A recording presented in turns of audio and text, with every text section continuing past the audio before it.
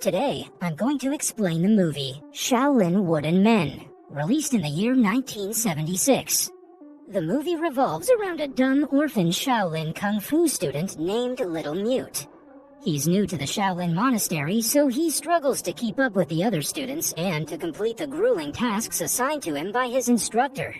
One day, the Shaolin master orders his students to fetch water from the river while wearing heavy iron shoes. Master explains that being weighed down, they must have to focus their strength on their feet in order to walk. This is fundamental to the Shaolin weightless technique, which would make the disciples light as a bird and make them able to walk on rooftops and water. Little Mute's classmates let him collect water from the stream first and challenge him to reach the monastery before them. He accepts the challenge, but his classmates effortlessly beat him.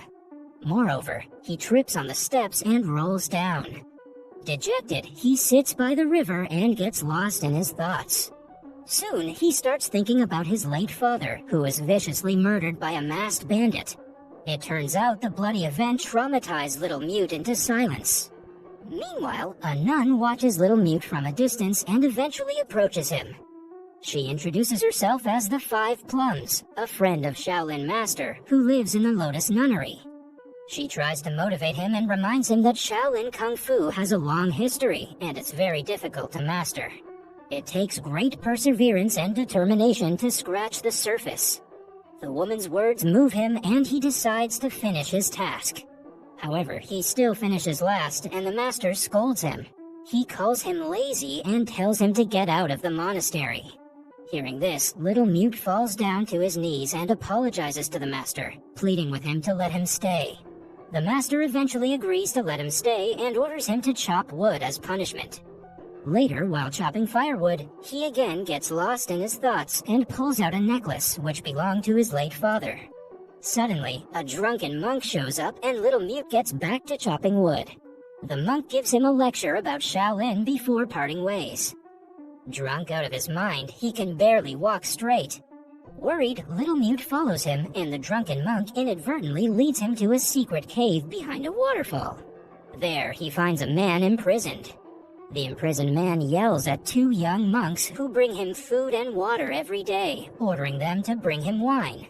As soon as the monks leave, Little Mute helps the man eat the food, instantly winning his trust.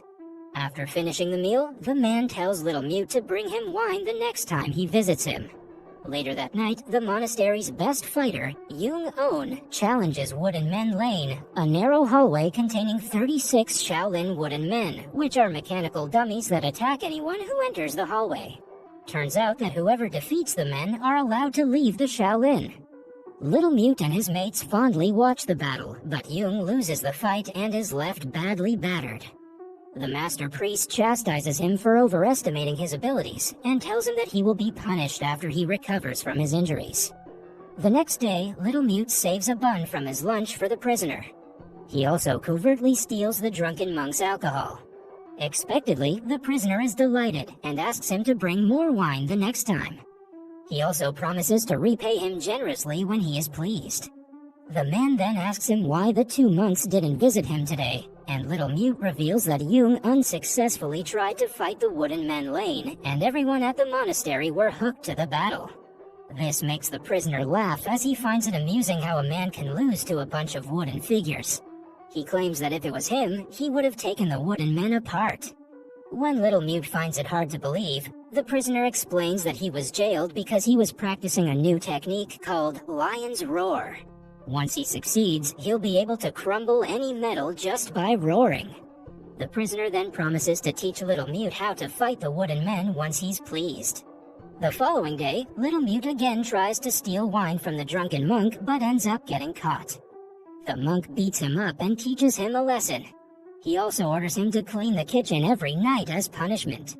Later, Little Mute spends the entire night cleaning. Impressed by his work, the drunken monk gives him a fruit and tells him that he doesn't need to clean the kitchen anymore. Following this, Little Mute heads straight to the cave and gives the prisoner his fruit. Pleased, the prisoner says that they met each other because of fate. He then asks Little Mute what he has learned during his time in the monastery. When Little Mute tells him that he can't learn Kung Fu in the first 5 years of Shaolin, the prisoner tells him to ignore the rules of the stupid priests, and finally offers to teach him Kung Fu. However, he clarifies that he doesn't need an apprentice, so he will only teach him a form of Kung Fu. They start right away, and Little Mute begins covertly training for the lion's roar. One day, the Shaolin nun from earlier sees Little Mute practicing these killing techniques. Little Mute bows down before her, seemingly pleading with her to keep his secret. The nun then explains that what he's been practicing is indeed Shaolin, but it's very vicious. She says that martial arts are a way to keep fit and healthy, and he must think righteous thoughts because his state of mind will affect his situation. She tells him about a technique called the 8 snake steps, which she says is useful in killing. The nun offers to teach him the technique, which clashes with those of the prisoner's killing style. Nevertheless, Little Mute happily agrees, and he begins to study both styles. Over time, Little Mute masters both the techniques.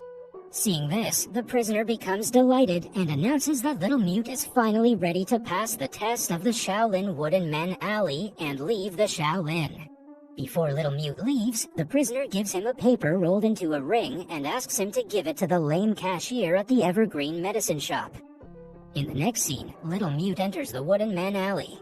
A long struggle follows, but in the end, he successfully fights his way through the alley and wins the challenge. Before leaving the Shaolin, Little Mute seeks the Master Priest's blessings. The latter asks him who's been teaching him Kung Fu, since he's the first student who managed to beat the Wooden Men in years. The Master Priest eventually figures out that Little Mute somehow found his way to the Forbidden Cave and prays to God for forgiveness. He then asks if the prisoner gave him anything, but Little Mute doesn't respond. Before parting ways, the Master Priest reminds him that Kung Fu is to improve physical and mental health, and using it for evil purposes will cause death and disaster. To use it for righteous purposes will restore justice and save lives. The Master Priest also gives him a bamboo scroll and tells him to go to Windy Hill and ask for the Sublime Master. Following this, Little Mute heads to the Evergreen Medicine Shop and hands over the item to the cashier. It's revealed that it contains a secret message, and the cashier takes it to the members of the Green Dragon Gang. Meanwhile, Little Mute starts living at an inn after he saves the owner's daughter, Orchid, from some goons of the Green Dragon Gang. Elsewhere, the prisoner perfects his lion's roar technique and uses it to escape. One night, the goons of the Green Dragon Gang again go after Orchid and eventually kidnap her. Later, they demand a 500 taels ransom. When Little Mute and the inn owner's son go to pay the ransom, they come across the prisoner fighting the monks from the Shaolin by himself. Unaware that the prisoner is the leader of the Green Dragon Gang, Little Mute distracts the monks and helps him escape.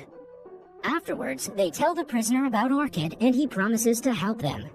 Following this, the group spend the night at a local's home, and there, the prisoner shocks Little Mute by killing the homeowner's brother when he mistakes him for a monk. Afterwards, the prisoner kicks Little Mute and Orchid's brother out of the house.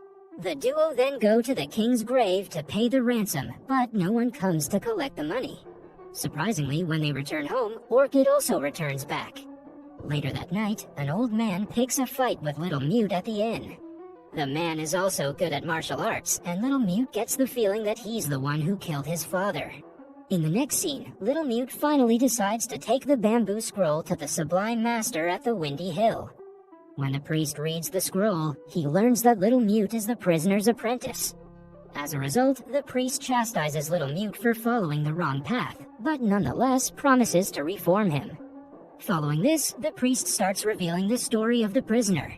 He reveals that he was once the head abbot of the Shaolin, and the prisoner, who used to be known as Stubborn, was his student. One day, Stubborn went renegade and formed the Green Dragon Gang. However, he was soon captured and imprisoned. The head abbot felt responsible for the student's misdeeds, so he blinded himself and left the Shaolin monastery to live as a hermit, appointing the current master priest as the new abbot. However, he promised to help Shaolin in the future if it was needed. Soon, the master priest joins Little Mute at the Windy Hill and reveals that Stubborn has reunited with his gang and started seeking revenge from people who were responsible for his imprisonment. He speculates that they can attack the Shaolin any moment. He also expresses his concerns that the monks are not strong enough to fight Stubborn, as he has now mastered the lion's roar. In the next scene, the Hermetic monk hands over a book containing the ultimate martial arts style, and Little Mute masters this style under the guidance of the current head abbot.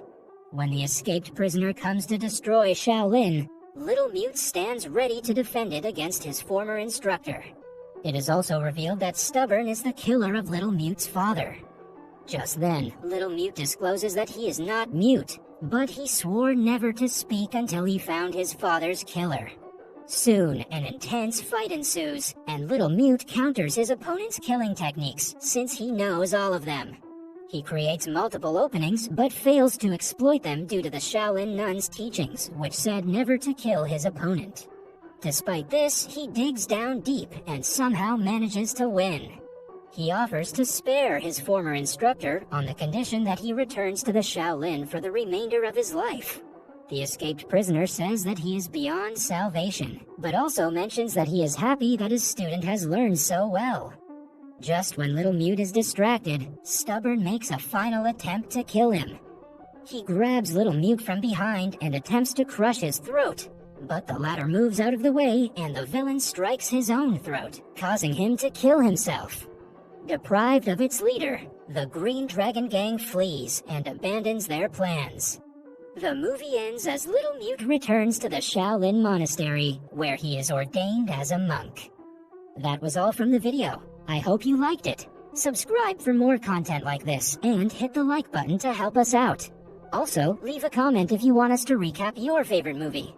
Until next time, take care.